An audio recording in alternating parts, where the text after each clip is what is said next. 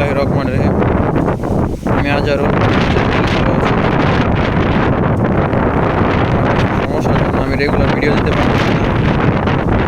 আসলে আজকে প্রচণ্ড জ্বর, মেঘ আপনারা দেখতেই পারতেছেন। কথা ক্লিয়ার হয় নাকি আমি জানি না, আপনারা একটু বুঝে নেবেন যদি বুঝতে কষ্ট হয়। আপনাদেরকে একটা জিনিস দেখাই, এই যে দেখেন আমার একটা জঙ্গলি বুনু কবুতর একটা দেশি পায়রার সাথে জোড়া নিছে, দেখতে পারতেছেন।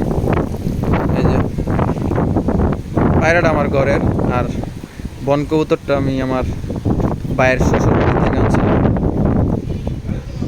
তো দুইটা বাচ্চা আনছিলাম, দুটোটাই মাদি হয়েছে, আর আগের একটা নরা ছিল। তো ওই একটা নরের সাথে একটা মাদি জোড়া দিলাম, আর এই যে দেশিটার সাথে জোড়া নিয়ে নিছি এটা। তো এই যে দেখতে পারতেছেন, ইদানিং কিছুদিনের ভিতরে হয়তো ডিম দিয়ে দিব। তো আমি খুবই এক্সাইটেড কী ধরনের কী কালার বাচ্চা হয় এই দুইটা থেকে দেখার জন্য।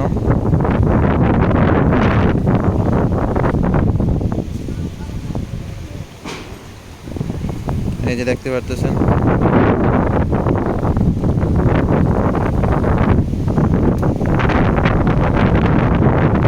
চমৎকার। দেখা যাক এখন এদের কাছ থেকে কী ধরনের বাচ্চা হয়, কি কালার। তো বৃষ্টির জন্য এই যে আমার সিরাজি আর দেশি নরের সাথে ক্রস করা যায় বাচ্চা দুইটা, এই যে।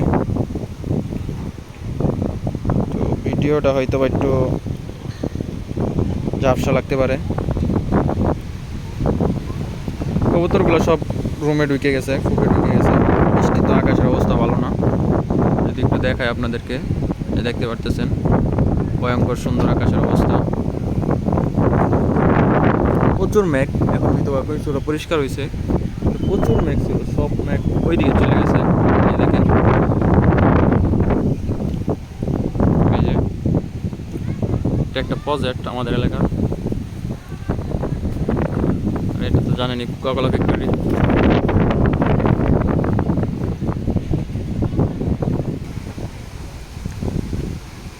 অলরেডি বৃষ্টি শুরু হয়ে গেছে, পড়তেছে।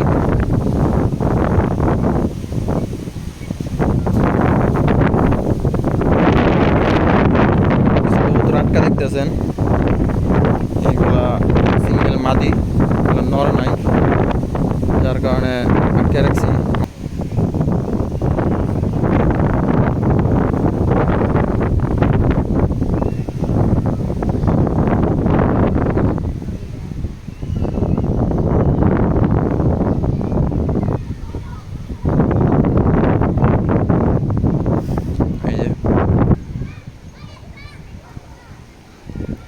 তো যাই হোক, আকাশে মেঘ দৌড়াদৌড়ি করতেছে।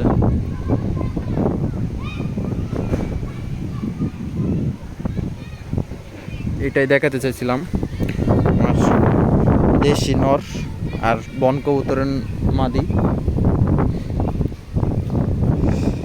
তো আজকের ভিডিওটা এই পর্যন্তই। আশা করছি সকলেই ভালো থাকবেন, আমার জন্য দোয়া করবেন। আসসালামু আলাইকুম।